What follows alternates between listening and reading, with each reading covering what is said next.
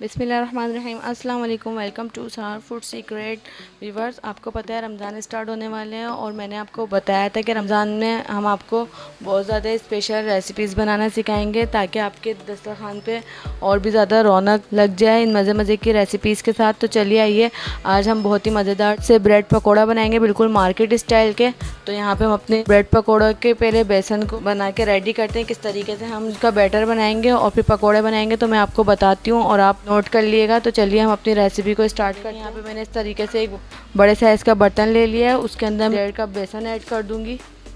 یہ دیکھیں اس طریقے سے ہم 1.5 کپ لیں گے بیسن. اس میں یہ 1 کپ ہے اور یہ 1/2 کپ ہے. آپ کے گھر میں کوئی بھی کپ وغیرہ ہو تو آپ اس سے بھی میجرمنٹ کر سکتے ہیں. تو یہ دیکھیں یہاں پہ میں نے 1.5 کپ بیسن لے لیا ہے. اب اس کے اندر میں 1/2 ٹی اسپون کے قریب نمک ایڈ کر دوں گی. 1/4 ٹی اسپون ہم اس میں ہلدی ایڈ کریں گے, اس سے بہت ہی زبردست کلر آتا ہے. اور یہ اجوائن ہے 1/4 ٹی اسپون کے قریب, تھوڑی سی یہ ہم اس میں ایڈ کر دیں گے. پھر ہم اس کو اچھی طریقے سے مکس کر لیں گے اس طریقے سے, اور تھوڑا تھوڑا سا پانی ہم اس میں ایڈ کرتے جائیں گے. دیکھیں ایک دم سے سارا پانی ایڈ نہیں کریں گے ورنہ جو ہمارا بیٹر ہے اس میں گٹھلیاں بننا اسٹارٹ ہو جائیں گی. یہ دیکھیں اس طریقے سے ہم تھوڑا تھوڑا سا کر کے اس میں پانی ایڈ کریں گے اور میں آپ کو دکھاؤں گی کہ ہمیں کس طریقے سے اپنا بیٹر چاہیے. تو یہ دیکھیں نہ زیادہ ہمارا بیٹر گاڑھا ہونا چاہیے اور نہ زیادہ پتلا ہونا چاہیے. یہ دیکھیں ویورز, یہاں پہ ہم بیسن کو بہت اچھی طریقے سے پھینٹ لیا. یہ دیکھیں 1/2 کپ سے بھی کم اس میں پانی ایڈ ہوا. اور یہ دیکھیں میں آپ کو دکھاتی ہوں کہ میں نے اس کو کتنا زیادہ پتلا رکھا ہے. یہ دیکھیں بس جب ہم اس کو اس طریقے سے کریں گے تو اس میں دیکھیں کوئی شیپ نہیں بن رہا ہے. یہ دیکھیں یہ بالکل بیسن میں گرتے ہی مکس ہو جا رہا ہے. تو بس ہمیں اس کو اتنا ہی رکھنا ہے. اگر ہم نے اس کو بہت زیادہ گاڑھا کر دیا تو ہم اس پہ کوٹنگ کریں گے تو ہماری جو بریڈ ہے وہ اس کے اندر جا کے ٹوٹ جائے گی. اور اگر ہم نے بہت زیادہ اس کو پتلا کر دیا تو ہماری جو بریڈ ہے جب ہم اس کو فرائی کریں گے پکوڑوں کو تو وہ بالکل بکھر جائیں گے اور وہ بالکل تیل میں بیسن الگ الگ ہو جائے گا. تو ہمیں اس بات کا خیال رکھنا ہے. تو یہ دیکھیں یہاں پہ ہمارا بیسن بالکل ریڈی ہو گیا ہے. اب ہم اس کو سائڈ میں کر دیں گے. ویورز, ہم نے اپنے بیسن کے بیٹر کو بنا کے سائڈ میں کر دیا. اب یہاں پہ میں نے 2 میڈیم سائز کے آلو لیے تھے, اس کو یہاں پہ میں نے بوائل کر لیا تھا. اب میں اس کو اس طریقے سے میش کر لوں گی ہاتھوں سے ہی. یہ دیکھیں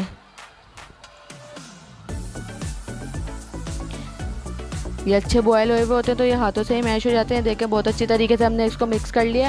اب فٹافٹ سے ہم اس کا چٹپٹا سا مسالہ بنا کے ریڈی کرتے ہیں. میں نے ایک ساس پین لے لیا, اس کے اندر میں 2 ٹیبل اسپون کے قریب اس طریقے سے آئل ایڈ کر دوں گی. یہ دیکھیں یہاں پہ آئل اچھے سے گرم ہو گیا. یہ میرے پاس جنجر گارلک پیسٹ ہے 1/2 ٹی اسپون, یہ میں اس میں ایڈ کر دوں گی. اور یہ چاپ 2 سے 3 پتلی والی ہری مرچیں تھی, یہ بھی میں اسی ٹائم پہ اس میں ایڈ کر دوں گی.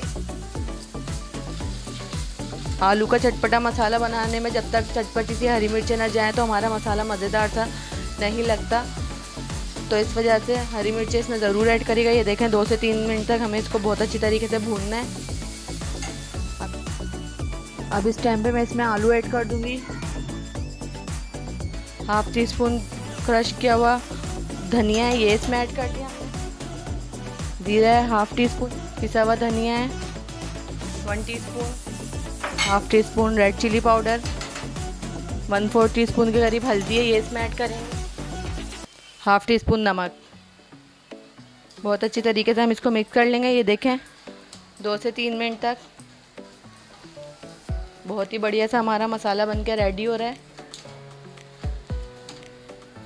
اس طریقے سے ہم اس کو بالکل مکس کر لیں گے تاکہ ہمارا جو چٹپٹا سا آلو کا مسالہ ہے وہ بہت ہی مزیدار سا تیار ہو جائے. کیونکہ ہمارا مسالہ مزیدار ہوگا تبھی ہمارے بریڈ پکوڑا بہت ہی مزیدار سے بنیں گے. بس یہاں پہ چاٹ مسالہ میرے پاس 1/4 ٹی اسپون, یہ میں اس میں ایڈ کر دوں گی. یہاں پہ ہم اس کو اچھی طرح مکس کر لیں گے. اور 2 ٹیبل اسپون یہاں پہ میرے پاس دھنیا ہے, یہ بھی اس میں اس ٹائم پہ ایڈ کر دیں گے اور اپنے فلیم کو آف کر دیں گے تاکہ ہمارا مسالہ اچھے سے ٹھنڈا ہو جائے. تو چلیے جب تک یہ اچھے سے ٹھنڈا ہو رہا ہے پھر میں آپ کو آگے کے اسٹیپ بتاتی ہوں. اور یہاں پہ میں نے آئل کو بھی گرم ہونے کے لیے رکھ دیا ہے. آئل ہمارا اچھے سے گرم ہو رہا ہے. اب میں آپ کو ایک سیکریٹ بتاتی ہوں جو ہم اس میں ایڈ کریں گے. یہ جو ہمارا بیسن کا بیٹر ہے اس کے اندر یہ دیکھیں یہ 1 ٹیبل اسپون میں نے آئل لیا تھا جو ہمارا گرم ہو رہا تھا, وہ میں اس میں ایڈ کر دوں گی 1 ٹیبل اسپون کے قریب. اس سے کیا ہوگا, ہمارے جو بریڈ پکوڑے وہ بالکل کرسپی بنیں گے اور بہت ہی مزیدار بنیں گے, کرکرے سے بنیں گے. جس طریقے سے بازار میں ملتے ہیں بالکل اسی طریقے سے بنیں گے. یہ سیکریٹ ہے. اور 1/2 ٹی اسپون ویورز اس میں ہم بیکنگ پاؤڈر ایڈ کریں گے. بیکنگ سوڈا آپ اس میں ایڈ نہیں کریے گا, اس بات کا آپ کو ضرور خیال رکھنا ہے. اس کو اچھی طریقے سے مکس کر لیں گے. یہ دیکھیں बस ये देखें यहाँ पे मैंने इस तरीके से ब्रेड के स्लाइस ले लिए हैं, उसके ऊपर मैं चिली गार्लिक सॉस ऐड कर दूँगी। ये ऑप्शनल है, आपकी मर्ज़ी है, आप अगर चाहें तो इस पर ग्रीन चटनी वगैरह या जो भी आपके पास हो वो भी ऐड कर सकते हैं, और अगर नहीं ऐड करना चाहें तो भी आपकी मर्ज़ी है। देखिए इस तरीके से हम इसको इस पर स्प्रेड कर लेंगे बहुत अच्छी तरीके से। भर के हम इसके ऊपर आलू का मसाला लगाएंगे। बाज़ार में तो बहुत ज़्यादा कंजूसी करते हैं वो मसाला वगैरह लगाने में, लेकिन हम तो घर में बना रहे हैं तो फिर हम बहुत ही ज़बरदस्त तरीके से इसको बनाएंगे। भर भर के मसाला इसके ऊपर लगाएंगे, देखें इस तरीके से। और ये देखें इस तरीके से हम इसको उठाएंगे और इसके ऊपर इस तरीके से रख देंगे। रख के यहाँ से हम इसकी साइड से इस तरीके से कटिंग कर लेंगे। ये देखें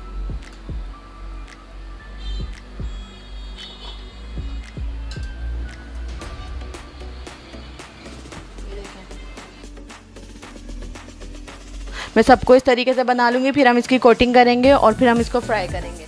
ये देखें सबसे पहले हम इसको उठाएंगे इस तरीके से। ये वाला साइड है, ये जो साइड है, पहले हम इसको इसमें डिप करेंगे इस तरीके से। ये देखें इस तरीके से हम इसको करेंगे, फिर हम इसको यहाँ से ऐसे करेंगे। पहले हम जो इसके साइड्स हैं वो हम अच्छी तरीके से इसके बंद करेंगे। ये देखें, और ये देखें इस तरीके से हम इसको ऐसे करेंगे और बस सिंपल अब हम इसको फ्राई कर देंगे। यहाँ पे ऑयल बहुत अच्छे से गर्म हो गया है। अब हम इसको इसमें फ्राई करने के लिए डाल देंगे अपने ब्रेड पकौड़े। इस तरीके से हम इसमें इसको डाल देंगे। अभी हम इसको बिल्कुल भी टच नहीं करेंगे, जब ये अच्छे से नीचे से सिक जाएगा फिर हम इसके साइड चेंज करेंगे। हमें एक बात का बहुत अच्छे से ख्याल रखना है कि हमें अपने फ्लेम को हाई रखना है, क्योंकि फटाफट से फ्राई हो जाते हैं।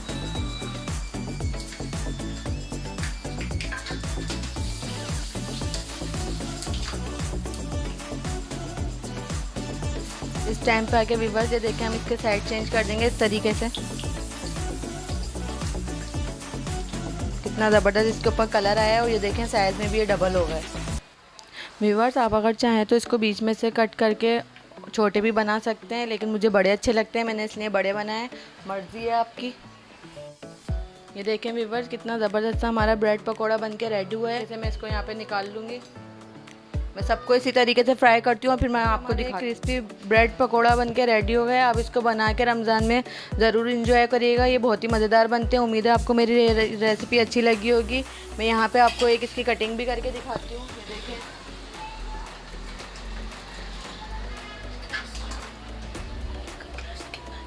ये देखें, कितने क्रिस्पी से हमारे पकोड़े बने, ब्रेड पकोड़ा। और ये देखें कितने ज़बरदस्त इसकी लुक लग रही है। उम्मीद है आपको मेरी रेसिपी अच्छी लगी होगी। अगर आपको मेरी रेसिपी अच्छी लगे प्लीज़ मेरी वीडियो को लाइक करिएगा, चैनल को सब्सक्राइब करिएगा और ज़्यादा से ज़्यादा दोस्तों में शेयर करिएगा।